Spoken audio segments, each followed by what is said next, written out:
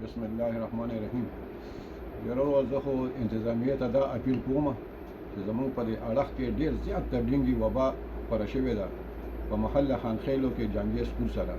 زه په خپله ډسټرک بار اسوسییشن کې 400 کې په بطور پین کاروبار کوم، خو زما خپله کور کې 3 مریضان اوس دې وخت کې پر خال پراته دي.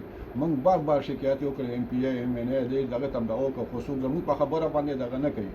نو مهرباني به دا وي زما انتظامیې ته کم از کم دغه سکول دغه جنګي سکول دی، زموږ په ټول سره کور دی، غسین غاړه ده، اوبه دغه شوي دي.